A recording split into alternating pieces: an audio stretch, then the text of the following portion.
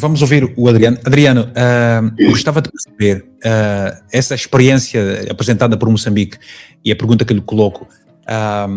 Não espera que num futuro breve, em função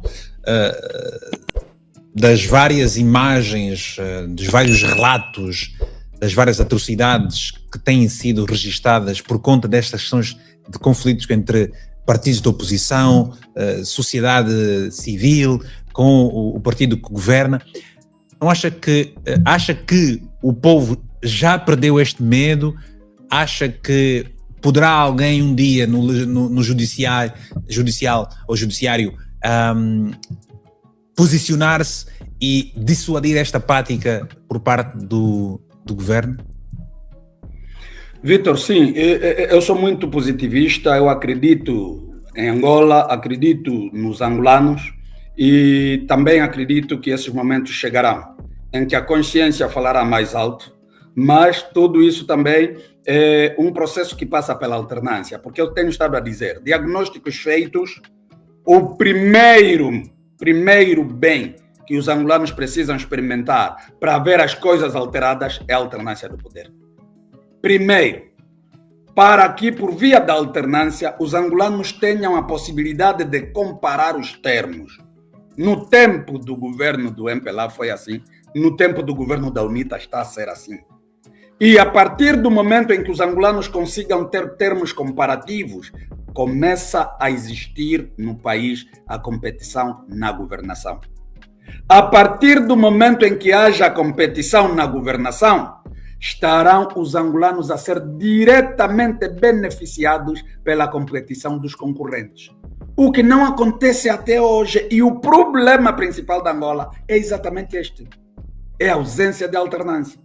Mas eu acredito nos angolanos, acredito no nosso país, e respondendo diretamente à tua questão, haverá este momento da mudança, exatamente, tanto de consciência pelos órgãos, quanto da cidadania em si.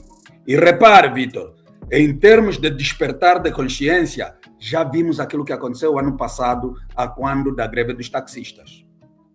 Houve aqui em Angola um revelar do despertar das consciências dos cidadãos para os seus direitos.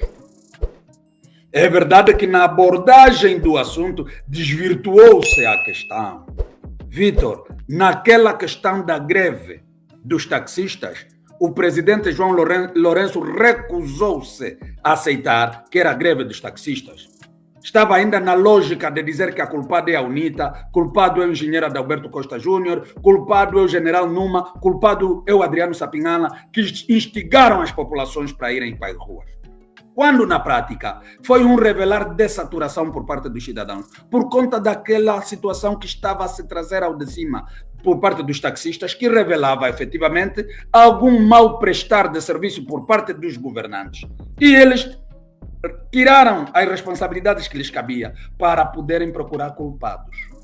Mas, como digo, ficou a lição, porque eles próprios entenderam que, afinal, os angolanos podem um dia bater na mesa e dizer não, alto lá, aqui temos que parar. Mas era por aí que vou agora, é por aí que vou encaminhar a minha próxima pergunta, que é: acha que, perante os últimos acontecimentos, esta situação de repressão a manifestantes vai diminuir ou tenderá a aumentar, e quais são os riscos que isso pode acarretar para a sociedade e para os partidos políticos de modo muito particular? Hugo, essa é a questão mais complexa de todas, e eu agradeço a pergunta. Digo complexa por quê? Porque a tendência dos que estão no governo é de acirrar a situação por via da violência. A necessidade do país é acabar com esta violência. E é ali onde há a complexidade dos cenários. De um lado, há esta necessidade de se acabar com a violência policial para que haja um pleno exercício da cidadania. E do outro lado, há quem, está com medo de perder o poder, porque o problema todo não é para o bem-estar dos cidadãos, é apenas o medo pela perda do poder, por parte de quem está governando. E este aqui é o ponto. Eles estão a ver que, em termos de vontade popular, e aqui o Messias trouxe a expressão correta, eles perderam a legitimidade. Eles já não têm legitimidade para com o povo. Eles estão a usar a força, estão a usar as armas para tentar se impor.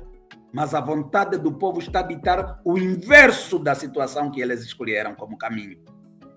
E é ali onde nós olhamos e dissemos assim, alto lá, é importante que os atores políticos consigam sentir a sensibilidade da probabilidade do descarrilar da situação, sob pena de que depois venha a haver uma situação que não ajude a ninguém.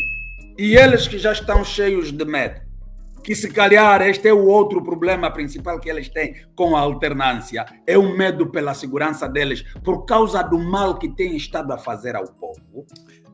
Mas se calhar, a alternância não... Há 2 minutos praticamente do final do programa.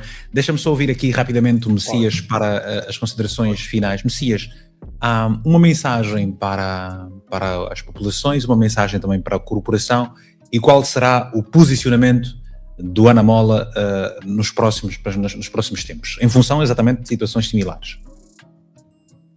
Bom, primeiro, eu gostaria de apelar aos jovens africanos a nos focarmos na África, unirmos sinergias, comunicarmos mais e sermos mais estratégicos, porque a África pertence a esta geração de juventude.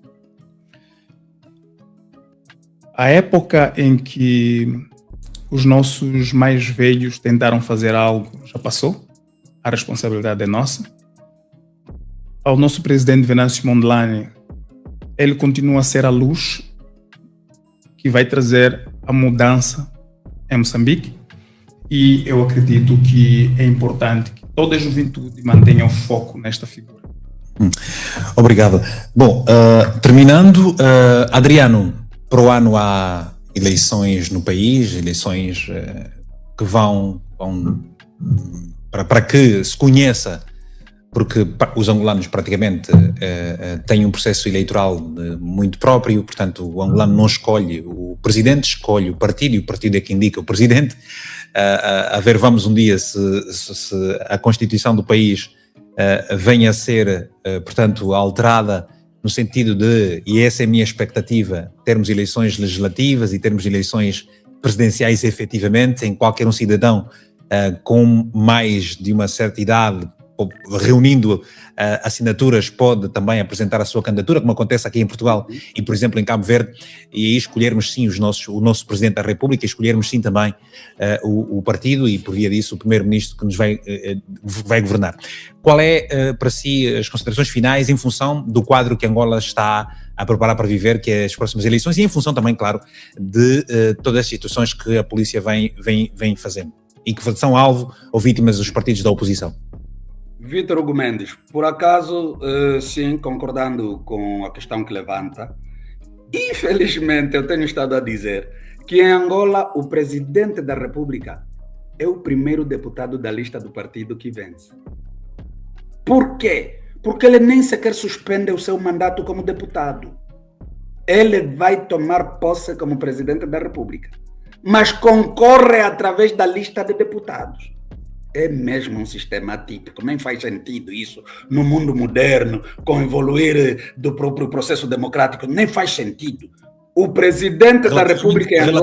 Relativamente às recomendações em função da polícia e as eleições para o ano, qual é o seu posicionamento, qual é a sua mensagem que deixa rapidamente? Maturação por parte da polícia. Fica este registro, Adriano Sapinhala, muito obrigado por ter participado aqui também desta nossa conversa. Deixa-me só aqui dar 10 segundinhos, agradecimentos, mas sobretudo uma palavra de encorajamento ao presidente Venâncio Mondlane, que efetivamente estamos a acompanhar a sua luta e aqui por via do Messias fazer chegar esse abraço e sobretudo palavras de solidariedade que muitas vezes temos estado a acompanhar, mas claramente a resiliência, a coragem, a determinação tem que ser o eixo que os guia. Nós estamos aqui solidários, há um elemento que o Messias tocou, que é muito importante, da juventude. O papel da geração da independência, se calhar bem ou mal, foi cumprido, mas o papel da geração atual tem que ser determinante para a mudança de paradigma aqui nos nossos países africanos, mas sobretudo nós dos Palopes e não só, que temos tido maus exemplos na busca dos melhores caminhos para a democratização dos nossos países. Um forte abraço e obrigado pelo convite. Obrigado.